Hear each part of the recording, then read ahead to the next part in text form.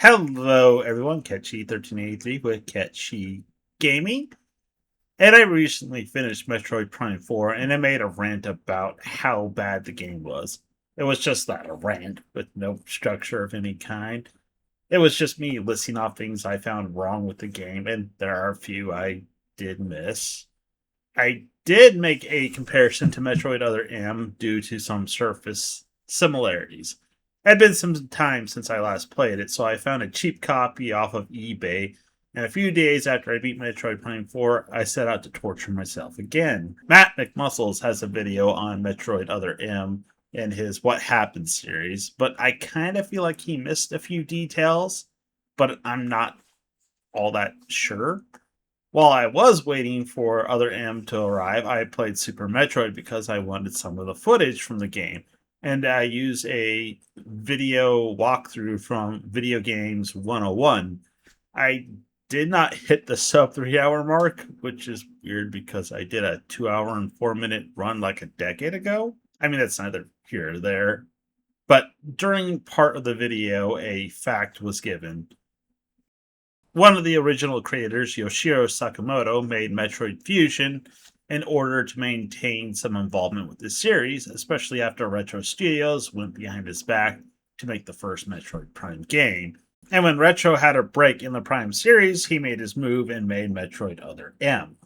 Now, there are a couple of things that were happening at the time that I feel that people did not take into account or even consider. Studios were banging on Nintendo's door asking if they can make a movie based off of their IPs, in particular Mario and Zelda, with a resounding no from Nintendo, who was still reeling from the 1993 Mario Brothers movie. Nintendo would not budge on those golden geese. Metroid, on the other hand, was not in the same boat, and Yoshiro Sakamoto was open to pitches for a Metroid movie.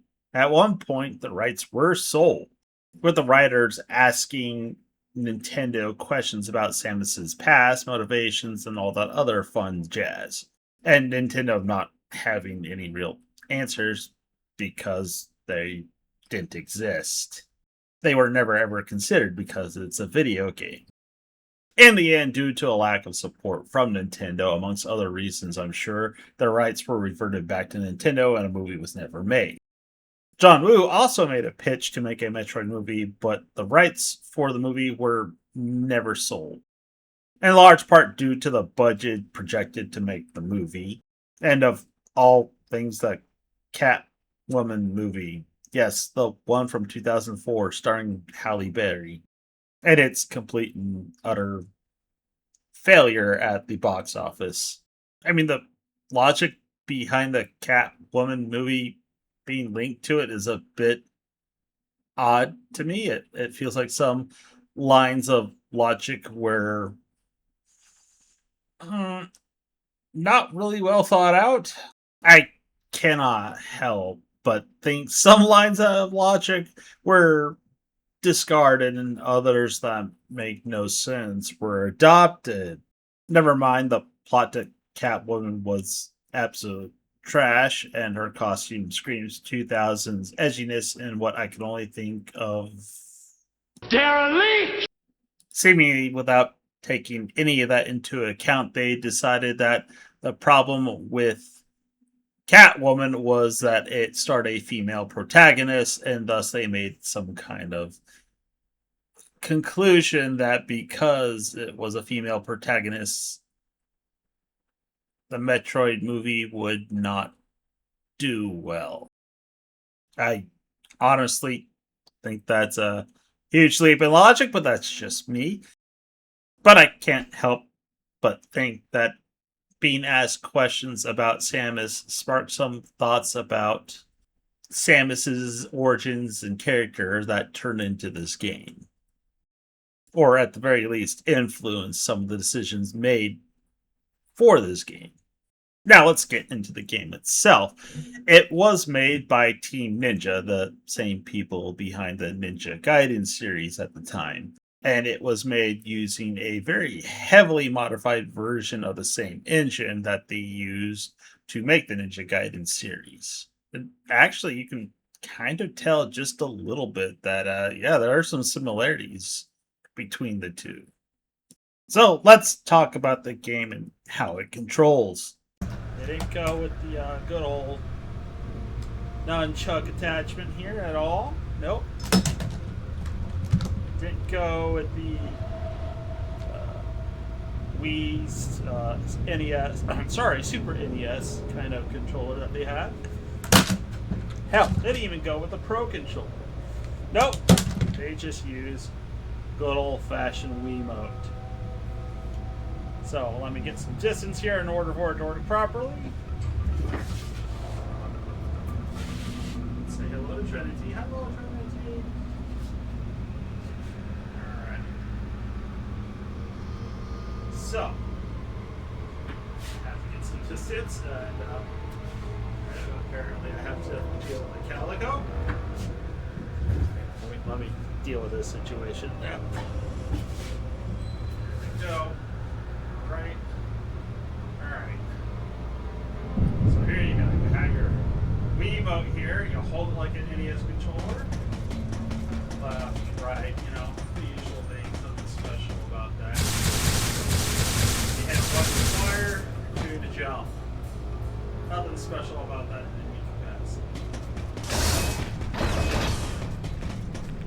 Except you're navigating the 3D environment using a D-pad. Not the greatest, the design choice, especially when you have the nunchuck attachment there. But the other thing is you don't get to really choose what you target. Just sort of targets it whatever it wants. And hopefully you can hear it far away. But you also, not fail like me. Come on. You can dodge by hitting the D-pad. You can just spam it, dodge. And then you want to use the missiles.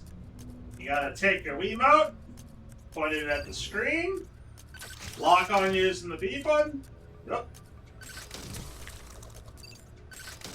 Hit the A. Boom, use the missile.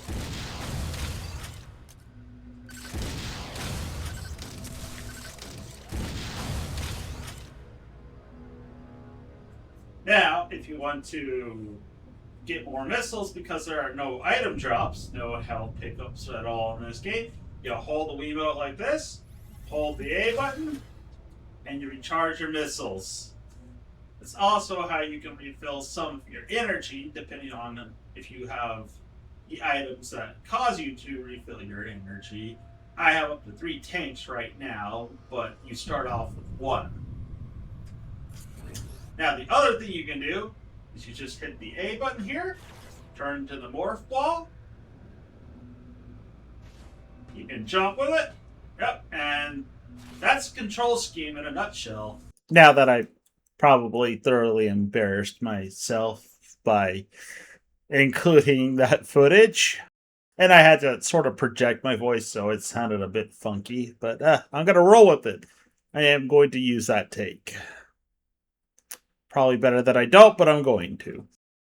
So, anyone who's familiar with the Wii era of Nintendo knows there's a few issues with the motion controls even for the Wii at that point in time, and considering how gimmicky gameplay had a tendency to be on the Wii, along with how unreliable the motion controls had a tendency to be as well. On top of that, aging hardware probably doesn't help, along with my clumsy setup probably didn't help. So there was a few moments where just being able to use the missiles kind of was a bit of a pain, or using the first person view in general just was not a pleasant experience due to the clunkiness and somewhat questionable unresponsiveness of using said missiles. And to top it off, like I mentioned before, you don't get to choose what targets you shoot at. It's like they said, player agency, what's that? And said, screw it, you're just going to shoot at whatever we want you to shoot at. And because of how much time it takes for you to transition to the first person view and then target things, you come across some rather frustrating situations with being able to target certain things in the game, especially when you needed to do it in a split second or two due to the nature of being attacked by some of the enemies. It led to some frustration in terms of getting through certain parts of the game. Let's take this fight where you have to destroy a hive full of wasps, like creatures, for instance. For whatever reason, can't explain it.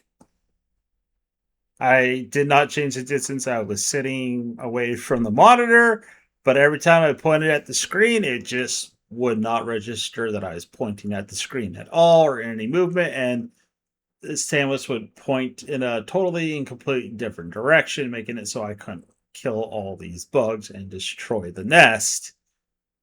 It was super frustrating. I tried everything. I didn't even have like a recalibrate option at all. And I tried resetting the Wiimote by taking out the batteries. It just would not work. And I have no idea why. Sat there for like maybe 10 minutes killing the exact same bugs until it just kind of worked. Like you can't tell, but I'm pointing the Wiimote at the screen and it's just not registering that I'm doing that. No idea why. I mean, there can be any number of factors, but eventually it started to work again and I was able to destroy the hive. That's not to say that the first person view has a tendency to be heavily unreliable, and even when this game came out, they knew that the motion controls, or at least they should have known or had to know that they weren't great. Yet they still added a couple scenarios here and there that are super frustrating. The most egregious is this particular part where you're fighting this creature and you have to shoot the tail. Nothing else, just the tail. And you have to keep up with it. But the motion detection with a Wiimote was just absolute garbage, and it made it almost impossible to actually hit this thing. Yeah, because you had to lock on and use the missiles. Turns out the only way I could get this to work was just to spam the A button while mashing the B button as well to lock on and hit that tail. Yeah, I don't think they thought this particular scenario out, and I actually had to do it twice. So, not the most well thought out mechanic in this game, with the need to go to a first person view to shoot at things, using a directional pad to navigate a 3D dimension game when you actually had a viable option of, an analog stick in multiple forms you just never bothered to use. And to be honest, not being able to choose what enemies I lock on to, touch on the frustrating side just a little bit. Now, Magnet Muscles basically in his video says that Samus is overpowered. Yes and no. When you get to the end game, yes, Samus is extremely overpowered and she plows through pretty much everything. When you first start the game, not so much. You don't have the same amount of energy tanks, missiles, stuff like that. And instead of just taking away all of Samus's abilities, they decided to lock them behind, I guess, orders is the best way to put it, where she's not allowed to use them until she gets authorization from a character in the game to use said equipment. I mean, I guess it's better than just taking it away, or maybe it's just a different way of handling it. But it's kind of frustrating knowing that she has these abilities and it'd be super obvious to use these abilities or equipment, I should say, and then they don't let you use it. It would make for a really short game if they did. Now it's a bit hard to separate some aspects of the gameplay without talking about the story of Metroid Other M.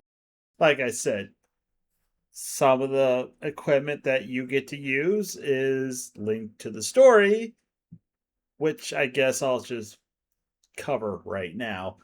So it starts out with a recreation of the ending of Super Metroid, with the Metroid healing Samus and Mother Brain basically killing the Metroid.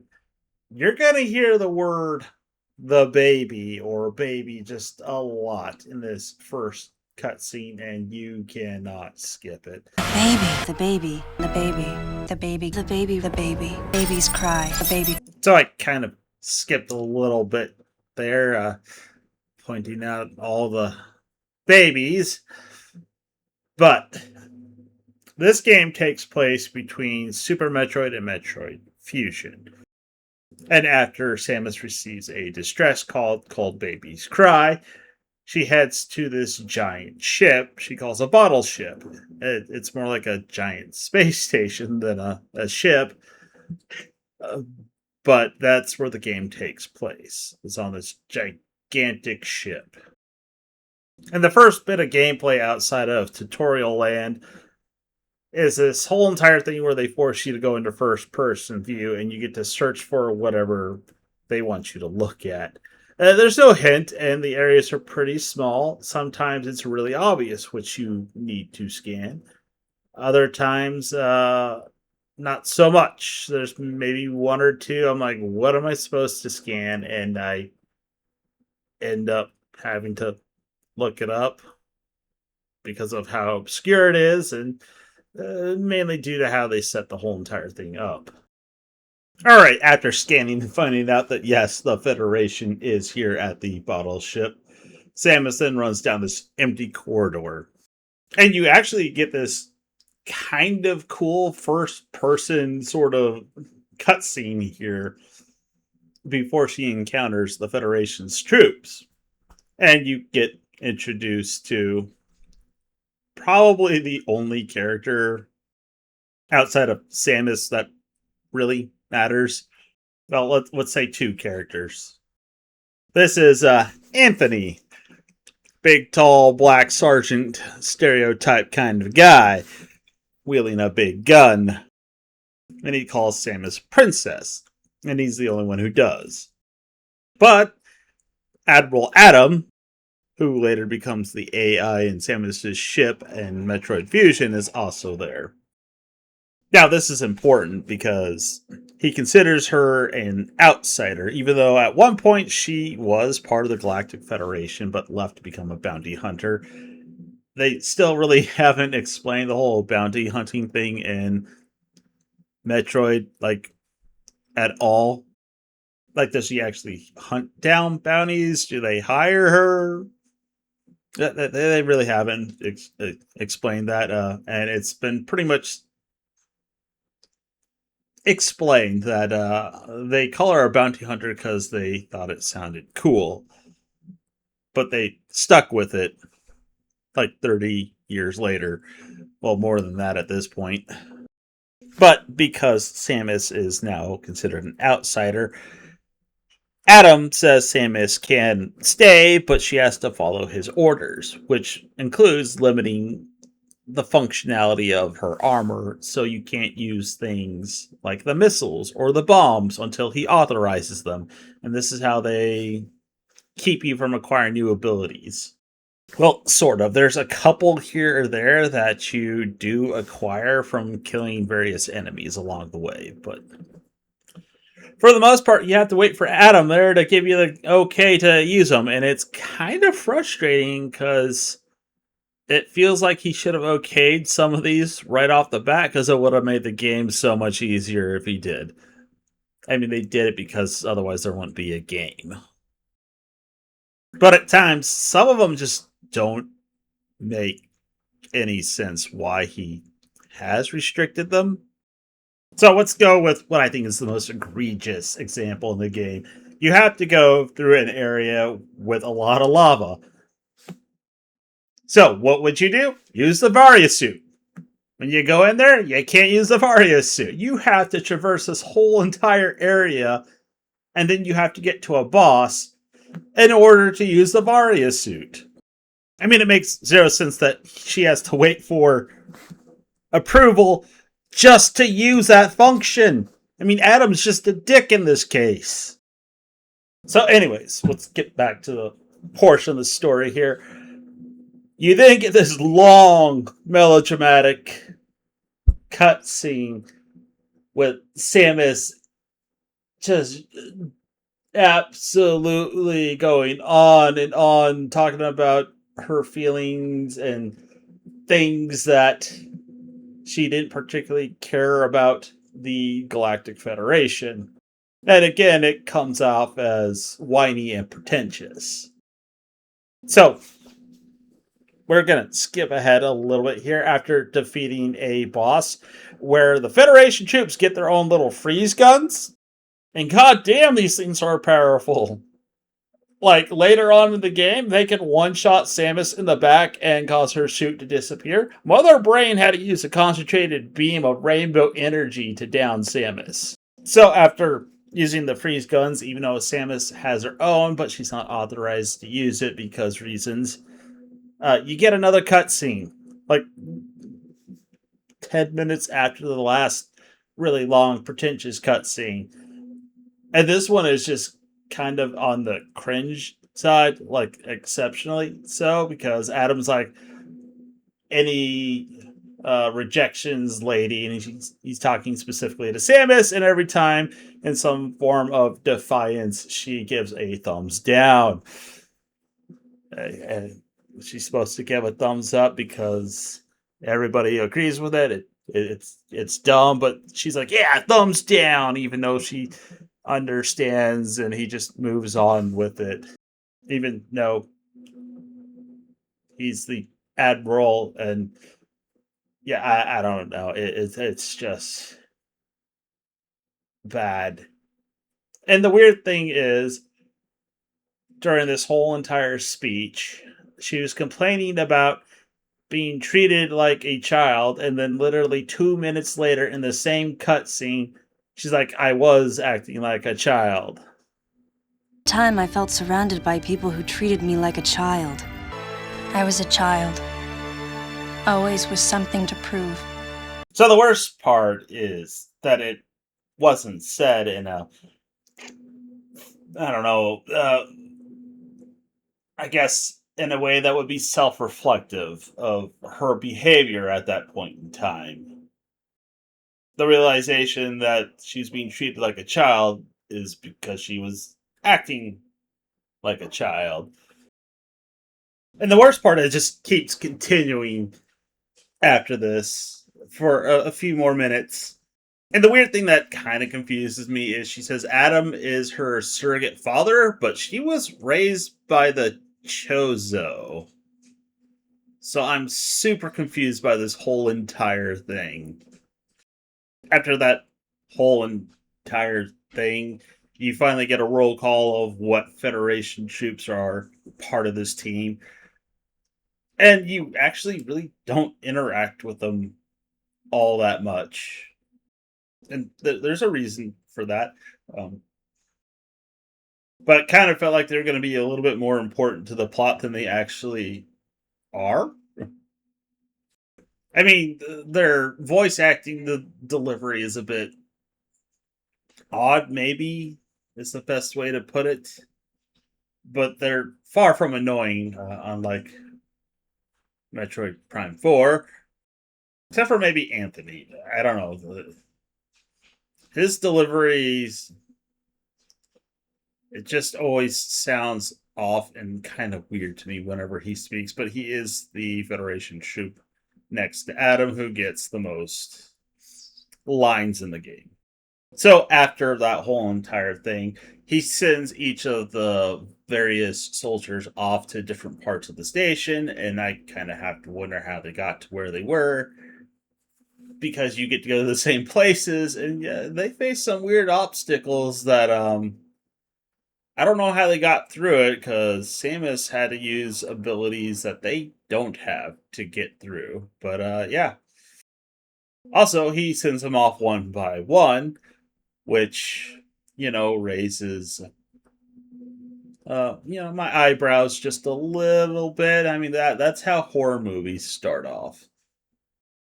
At least the part where they start dying. Anyways, let's just talk about the layout. So this game was intentionally exceptionally linear in nature by design. And I think compared Metroid Prime 4 to a Zelda game. Zelda games have more nooks and crannies, so I'm going to correct that to more like Final Fantasy 13. You just go down narrow little hallways, maybe with a occasional, somewhat open area, but you only have like one door to go through. Or if you do have an optional door, it's like one of the rare occasions where you go off on a side path looking for an upgrade.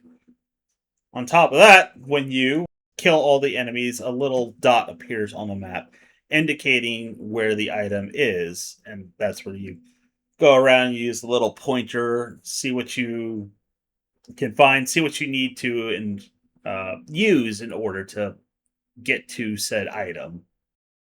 Like, do you need to blast open I guess, a vent with a bomb, shoot it with a missile, have to come back later? There are a couple instances where, yes, you do have to come back later. And they unfortunately do happen a little bit more than I care for because they lock you behind the doors, and it takes a while for you to be able to come back and get some of these upgrades. So the other thing about the level design actually ties in with the combat of the game. Like in previous Metroids, you would get energy and missiles and stuff like that from defeating the various things that they throw at you. In this, no, you don't get any of that. Like I said, you use the Wiimote, you can charge up to 3 tanks and get all the items that allow you to recharge those tanks, but you only start out with one, and that's how you recharge the missiles.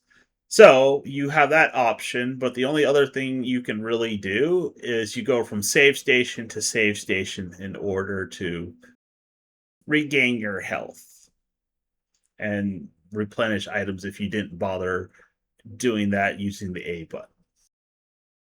Kind of Dark Souls, actually.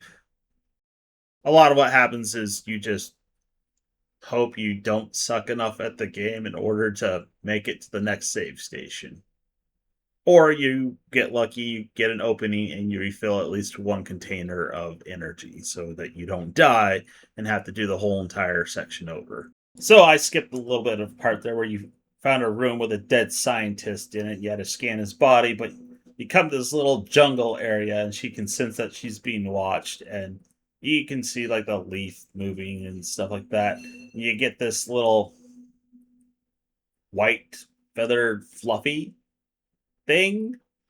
I think it was intentionally sort of kind of cute at first, but nothing happens with it till later when you destroy that sort of insect wasp hide that I showed earlier, where that same fluffy white creature is eating the honey, I guess, from the nest.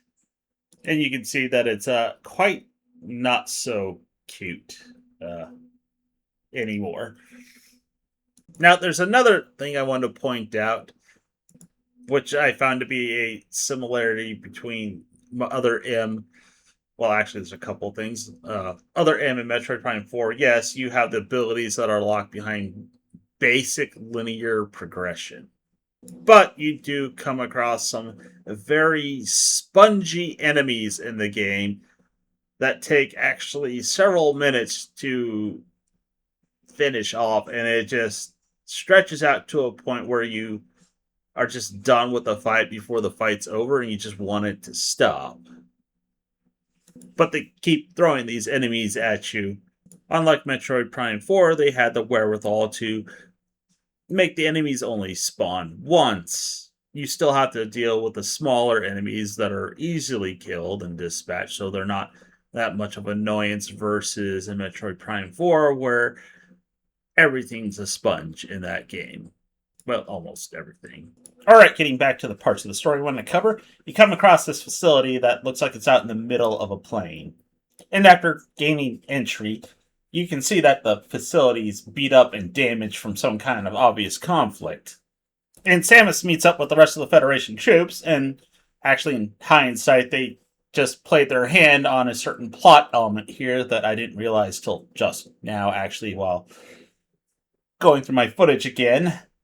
I mean, yes, the guy was sent here, but if you think about it for like 2 seconds, it's pretty obvious, and we'll get to that point later. But they investigate the computers, find out that there's been damage, and they're able to recover some of the data, and that the Federation has been experimenting with bioweapons, which are forbidden. And you have a conversation with Anthony remarking on how the area looks like the Federation training ground. And then you go and help the other troops look for survivors. But Anthony there just teleports to the stairs. He's just there. And now the game makes you walk. Yes, walk. You've been sprinting the whole entire time, but for whatever reason, they make you go at this snail's pace for like 10 minutes, and I wish I was joking. Samus has to go through this particular corridor at the snail's pace, going from room to room until you get to a very specific room that just has multiple doors, and you come across the corpse of a space pirate. Not the same space pirates from Metroid Prime series, but the ones from Super Metroid with the claw hands and all that other fun stuff. But this one's different. It's been enhanced mechanically with bits of computer hardware added to it by the Federation. Samus then gets called back to the same room with the computer where they discover the whole entire plot of bioweapons, and that the person in charge is Madeline Bergman. Madeline Bergman. Or MB. Don't worry, this is a bit of a red herring. So after the reveal of that plot point, they have you go at that snail's pace, back up the stairs you went to already. Yes, they make you do it again at the same painfully slow pace. And you go back into the room where you found the space pirate, and they do their best aliens impersonation with the whole entire saliva coming from the ceiling, except without the, various aliens being a threat to her. Well, maybe not as much of a threat as let's say a xenomorph would be compared to the crew of whatever alien movie. And you get to fight a bunch of space pirates. Now, there was one little bit of a mechanic that I failed to mention, and that is Samus can actually jump on the heads of enemies and then shoot them in the back. Some of them will buck you off right off the bat, but others, once you weaken them, will allow you to shoot them in the back or whatever spot you jump on. Kind of neat, actually. It's one of those things that sort of gives away that it was made with the same engine as Ninja Gaiden. Now, the other sort of mechanic I didn't talk about, because it really didn't actually happen up until this point, because they really didn't take damage or enough, is you can tackle a downed enemy, and you can do a finisher move on them. It's actually kind of really neat. It's fancy, I'll give it that. And they have the wherewithal to make you invincible while performing said finisher as well, at least. But at this point in the game, a lot of these enemies are just absolute damage sponges. And at this point, like when I'm fighting these space pirates, just lasted longer than I actually cared for. Not as damage spongy as, let's say, Metroid Prime 4, but they're still, they take a lot to do. And it kind of irritates me once you unlock both the wave beam and the plasma and ice, that they just become superfluous. in terms of defeating them, which makes Adam look like an even bigger dick. Oh, and they make you walk back to the room with the terminal at the same snail's pace like before. No idea why. When you get back to the room with the terminal, you hear gunfire and you see the Federation troops fighting this purple white thing, which it's kind of obvious that it was that white fluffy thing you saw earlier. They like to pretend that it's some kind of reveal. It really isn't. And we already covered the part where it stabs you with its tail, and it. So after defeating this thing, it puts you into one of the first-person modes, telling you to look for something.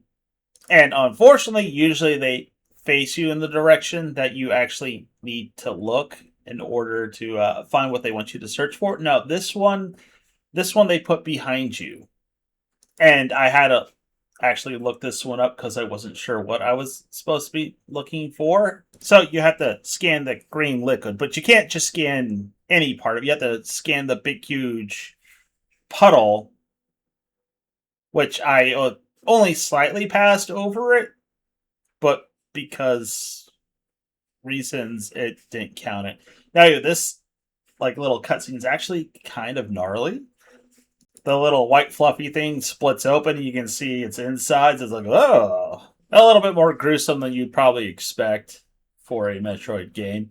But it was already pretty obvious where the purple thing with the white fur came from.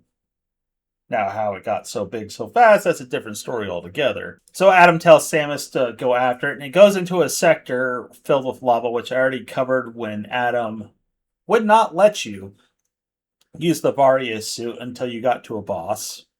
At one point or another, Adam calls off the search for the white fluffy thing with the purple scaly skin and sends Samus into another sector. Along the way, you come across one of the Federation troops, frozen to death in a frozen area of the game.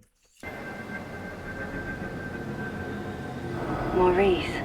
It then does that thing where it makes you search for something, but it's really obvious what they want you to target, so it's not that big of a deal at this particular instance. You see the blonde girl in the window and you go after her. And she tells Samus about how one of the Federation troops shot the other one with the ice gun. And like I said, those ice guns are like overpowered as all hell. I mean, they one-shot each other, and I'll get to what it does to Samus later. I mean, personally, just imagine the friendly fire instances if you instantly kill one of your fellow squad mates by accidentally shooting him in the back with one of those ice guns. God damn. Samus and the girl, who claims to be Madeline Bergman, are then attacked by a loader. Now, this definitely reminds me of Alien, but I guess it's semi-fitting because Metroid was inspired by Alien. And it's clearly supposed to haul like the containers and stuff, but why the hell is it equipped with a laser and rotating spikes underneath it? I mean, we all know why, because, we needed a boss fight, but that's besides the point. And unfortunately, Samus, after defeating said loader, is unable to find out who was piloting the loader. Now, I will say one thing about this. This boss is definitely another damage sponge. Very similar to every other boss in this game, and particularly, another thing that it shares in common with Metroid Prime 4.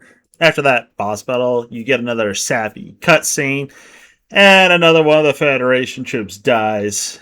I have no idea which one, because I've already forgotten all their names, outside of Anthony and Adam. Although I want to know how he managed to get to the lava area so fast. Because that was not an easy trip for Samus to get to, and this guy did it after getting out of the loader. So fast forward through the plot a little bit here, and you're saving Anthony back in the lava part of the ship, and this is when Adam decides to authorize the grapple. You've come across these multiple times, causes no real damage of any sort that I know of, but that was his logic, was you're not allowed to use them unless you authorized it. But it seemed pretty harmless to not allow Samus to use that in any shape or form. And this particular enemy right here, you're going to fight it multiple times. and it's also a damage sponge. And I might add, that whole entire ability to dodge. Typically, you can just spam it and it works. But this is one of the enemies where the dodge kind of just does whatever it wants, and so does the game, determining whether or not it's going to count the dodge. I don't know. It just the inconsistency with some of the enemies is infuriating sometimes. So get to learn why Samus left the Federation, and that's because Adam ordered a booster unit attached to his ship that had his little brother on it blow up. Although he did it for good reasons, because there wasn't enough time to save his little brother, and it would have destroyed him too if they didn't detach it. But at the time, like Samus admitted, she was a child. Fast forward again, you get to track down the purple thing with the white fur, and you come across what's left of it in another sort of gruesome imagery of a shell being split open. And you're like, oh, great, what did it turn into this time? I mean, probably most people have already figured out what's going to happen. But before they do the reveal, they make you do this search little bit here. And it's another one where you have to look around the whole entire room and you have no idea what you're looking for. And the thing you're looking for is a door way off in the distance that you really can't see. So, after authorizing the use of super missiles, which operate the same way as regular missiles, you just hold it down. They reveal the big old baddie that came out of the, I don't know, cocoon corpse, and it's Ridley. Like anyone was surprised by that, but it's not just any Ridley, it's a Ridley that clearly did not skip leg or arm day. So, for those who don't know, Ridley is the one responsible for killing Samus's parents, and I guess she's afraid of him now, even though she's encountered him like multiple times at this point in Metroid history. But for whatever reason, I guess, I don't know, maybe she thought he was dead, even though she's killed like multiple times in the past. She freezes here, and Anthony gets hurt in the process, along with Adam being attacked. Which I guess I forgot to mention that she figured out that someone's assassinating all the Federation soldiers, and she calls this particular character, and this is no joke, the Deleter. Anthony then saves Samus after she gets dragged across the wall by Ridley, and he gets knocked off the edge. And Samus's righteous fury, she gains the conviction to finish Ridley off and activates her plasma beam without Adam's permission. Well, I think he actually gave it before he was shot at. But that's besides the point. Now, this fight, I know I said that the game sort of just does its own thing when it comes to the dodge mechanics. This one was particularly bad, where I spammed it, because you pretty much have to. But again, it kind of just demonstrates that it decides whether or not it's going to do its own thing in terms of whether or not you're actually going to dodge the various attacks. On top of that, what you probably just saw, it's supposed to tell you where you can shoot. Or I should say, it forces you where you're going to shoot. For whatever reason, during this particular fight, Samus is like, nah, I'm not going to turn towards Ridley at all. And she would shoot in the wrong direction. It's super annoying. And then you combine it with the need to use missiles, but you have to slow down, deal with the controllers, not quite, registering the motion and being clunky and slow in order to lock on to Ridley, which he can move more than fast enough to do some damage to you. And it takes forever for it to register that you have gone from pointing the controller at the screen to just back to the normal layout, I guess, holding it sideways. But after you defeat Ridley and he plays dead, he escapes by slamming into the side of the facility, putting another hole in the ship. This is like the third or fourth hole he's done. At this point, I'm not entirely sure why Samus just doesn't follow through the holes he keeps making in the bottle ship. Now, at one point or another, you see a Federation soldier walking around and you follow him to an area where he shoots the controls of a bridge so no one can follow him. And this is when Samus, on her own, activates the space jump ability, which is just kind of irritating because she just doesn't unlock the rest of her abilities that Adam hasn't given her permission to use. I mean, at this point in time, it's kind of pointless for her not to use them. Now, the space jump in this one is a bit odd.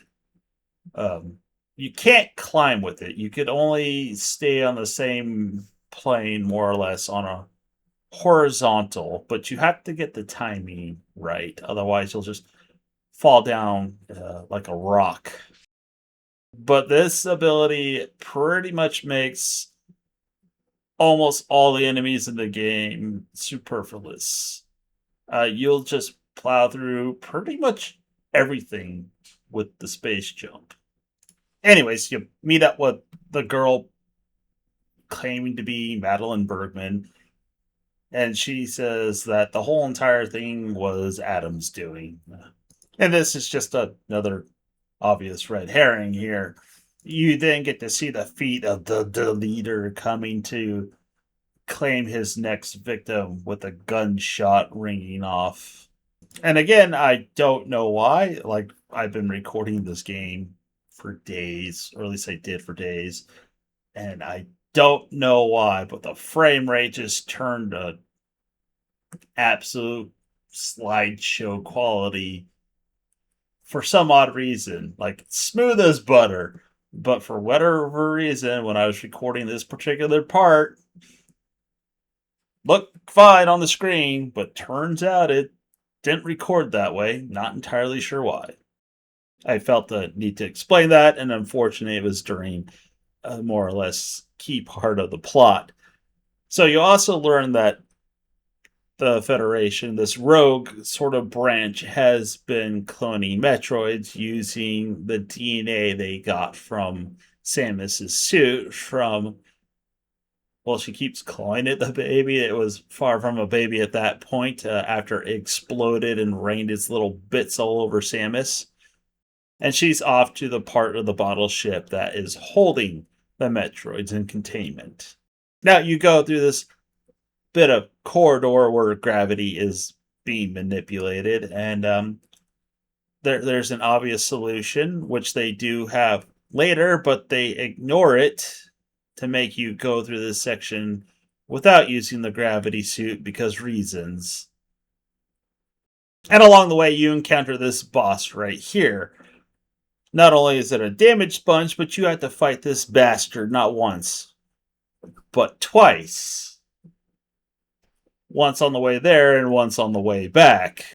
Now, when you start approaching the part of the ship that has the Metroids in it, a little baby one pops out. And she has a flashback of when she found the baby Metroid back on its SR-288. And yes, she's like, the baby.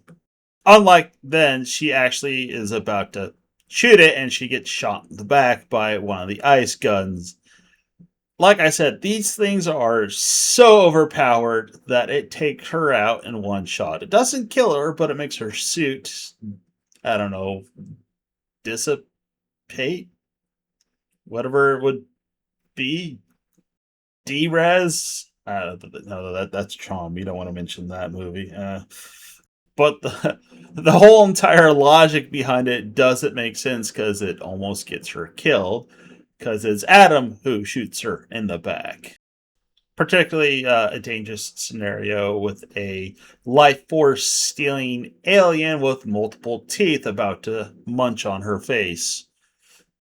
I did forget to mention, but the ship has altered its trajectory to rendezvous with the Federation fleet or force of some kind in order to attack it with all the bioweapons that have been developed. Anyways, Adam there explains why he shot her in the back. He probably could have started with the Metroid personally, but whatever.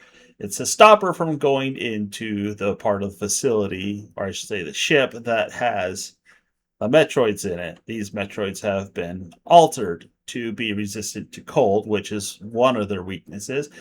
They like to pretend it's their only weakness, but Metroid 2 exists, and she killed the Metroids without using cold. It helps, but it can be done. But he tells her that no, he's not behind it. He made a report against the use of bioweapons, and somebody in the Federation warped that into, yeah, we should use bioweapons. And he found out about it, and that's why his team is here to uncover who's behind developing these bioweapons and to stop them.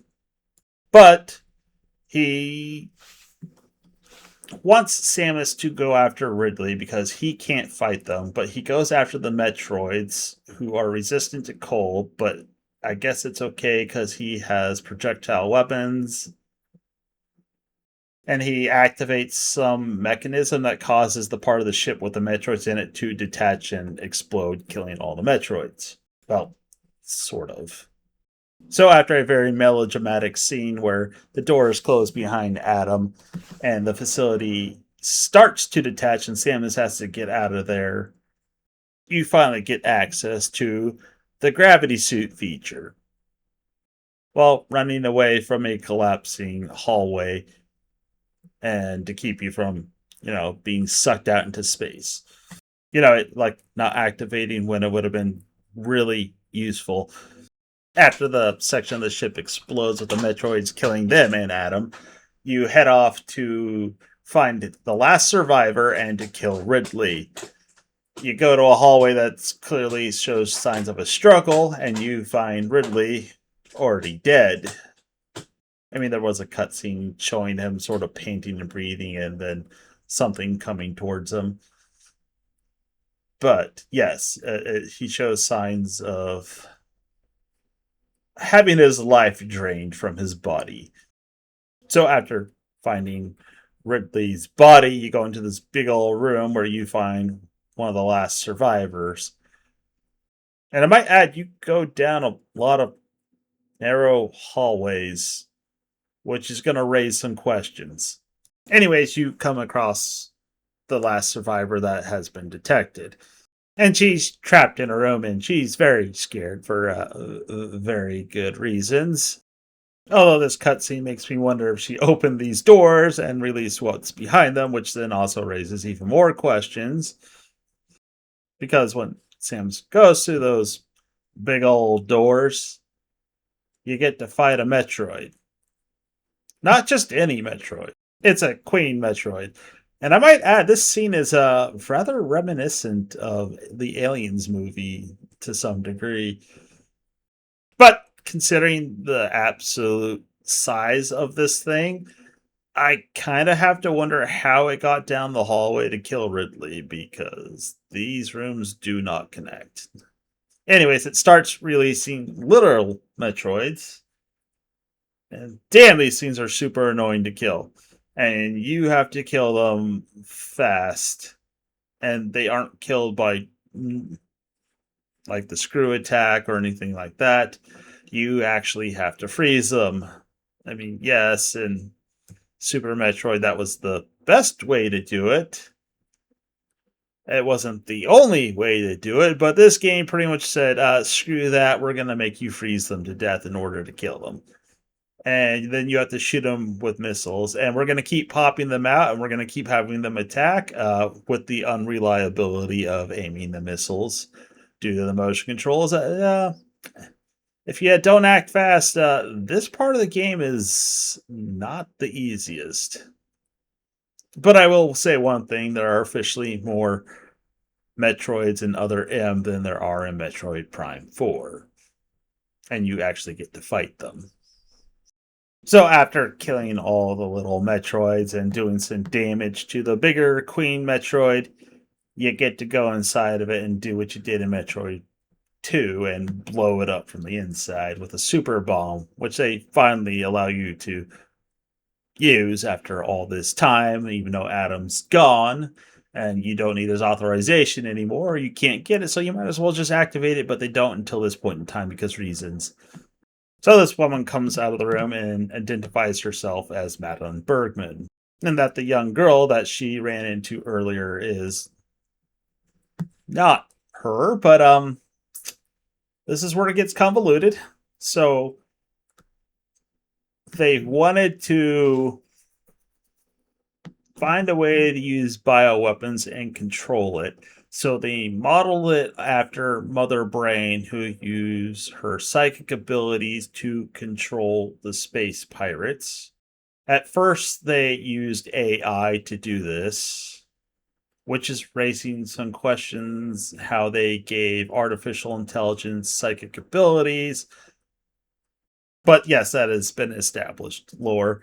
And it's also established that in order to control the Metroids, Mother Brain was also using her psychic abilities, but it didn't quite work because there's one element that they were missing. And you can ask Mother Brain how that went.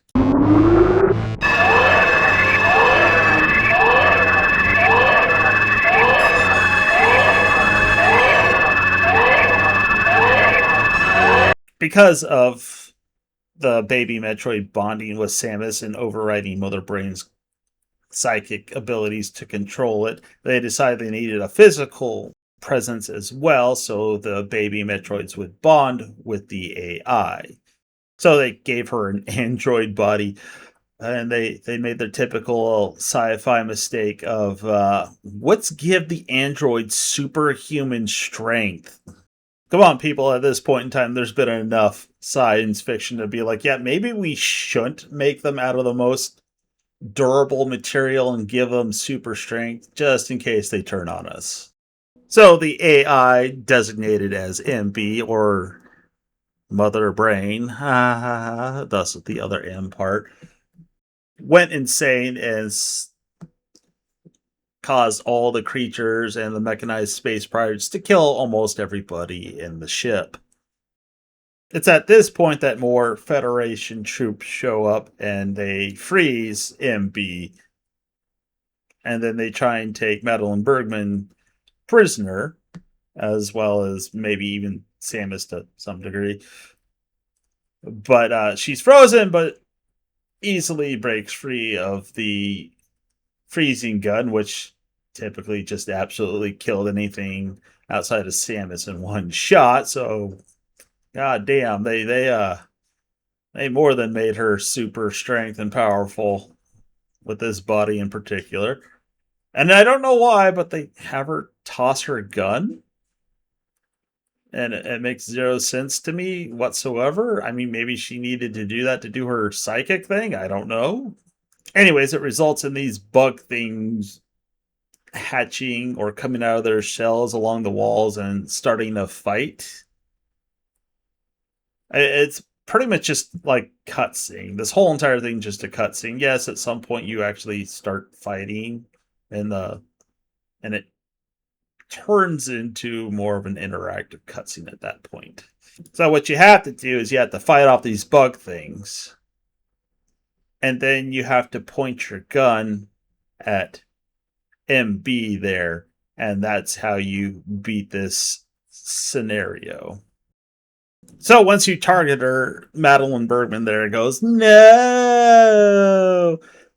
And now we know why MB threw the ice gun. It's so plot can happen. And she gets frozen, and a bunch of other troops show up, and they fill her full of lead, finally killing the superpowered psychic android AI thing. And a whole thing ensues where Madeline is just sad, and Anthony shows up because he somehow magically survived using his ice gun, and you get this long, drawn out, melodramatic cutscene where Samus finally gives Adam the thumbs up signal. I mean, he's kind of dead, but and Anthony, in a joking manner, gives the thumbs down. Oh, but we're not done. This is just like the cutscene after the main story. So you go back to the bottle ship to retrieve an item that can't be replaced, and you have the opportunity to get all the stuff that you were not able to get, which there's quite a few because there's a few things that were locked behind abilities and weapons that you just didn't have right off the bat. Like they literally had a door locked behind a super missile right at the beginning of the game, so you get to go back and get that. And there's a couple of those insects in the ball things where you need the super bomb to unlock that. And the worst part is most of these items, it's like you could have used them at certain points, but you couldn't. And you can't get them until this particular section because they blocked you from getting them and going back and getting some of these items. But now they're going to force you to go through the whole entire bottle ship to get the item that you need. But you're still not done fighting. There's one last boss you have to fight. It's this weird one-eyed tentacle thing just hanging out in space. No explanation. It's just here. And this boss fight is exceptionally obnoxious. I mean, it just barrages you with constant ranged attacks, and you're just mashing the button to dodge the whole entire time, and my fingers were absolutely tired after this fight from dodging, charging, shooting, doing whatever in order to just make it through. This was an endurance match is what this was. And it wasn't like a combination of everything you learn. It was just literally button mashing the dodge button out of necessity and charging and shooting. And since it targets for you, there's not really all that much skill to this battle. It was just more or less a battle of attrition, whether your thumbs can last long enough to kill this thing.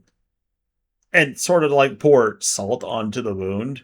You need to get through this boss to get the very last item in the game, which is a missile expansion, which you no longer need because you more or less have finished the game at this point in time, with only one little itty bitty stretch to get through. And that's Adam's helmet.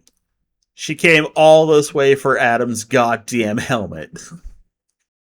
Samus then needs to book it back through the facility, which you can take damage, in her Zero suit back to her ship in order to get out before it's destroyed. Not particularly hard. Yeah, I took probably more damage than I cared for, but as long as I made it, I just didn't care, to be honest.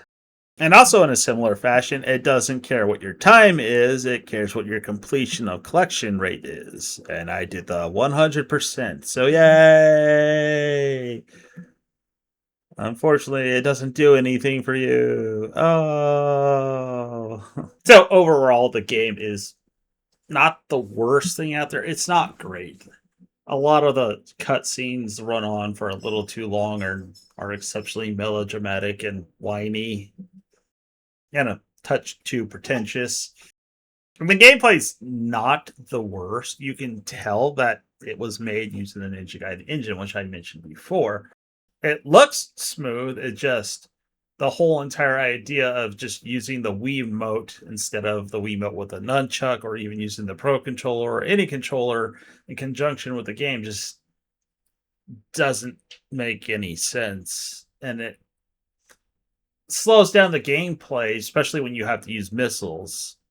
And it gets worse when your motion tracking just isn't working correctly.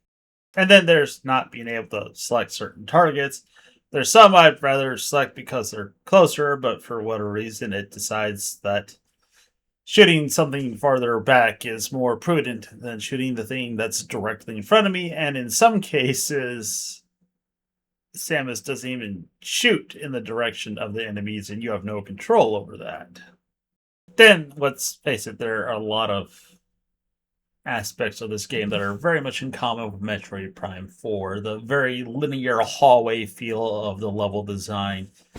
It was intended very much for Metroid Other M. Prime, it's just because they were incompetent. I mean, you brought on the people who did Halo 4, 5, and Infinite. And what you expect to happen? I don't know. Maybe somebody there knew somebody somehow were able to pull some strings to get them hired. But you think with a resume like that, you would never touch them with a 20-foot pole. On top of that, they brought in a bunch of rookies, which made it even worse. Then there are the NPCs. I think Anthony is probably the most annoying character, mainly because he's the only one you interact with outside of Adam. And he's not really that bad, especially in comparison to Prime 4, where most of the characters are just super annoying and you wish they would stop talking. But they definitely share a progression system where the things you need to move on with the game are definitely handed to you based on the story and not actually finding things. I mean, I do think on a personal level that the story of Other M is a bit of a black eye for Metroid Prime 4, particularly when it comes to controlling the space pirates. And that stupid decision to be like, yeah, he gained control through mind control with the Metroids, which doesn't make sense because in established canon they needed mind control powers to just control the Metroids. I mean, they already had their answer here. Just say he made some cybernetic device that allows him to mind control the space pirates. It's not hard. I mean, the point of this was to sort of look back at it and be like, yeah, a bunch of hacks worked on Metroid Prime 4, particularly the writers.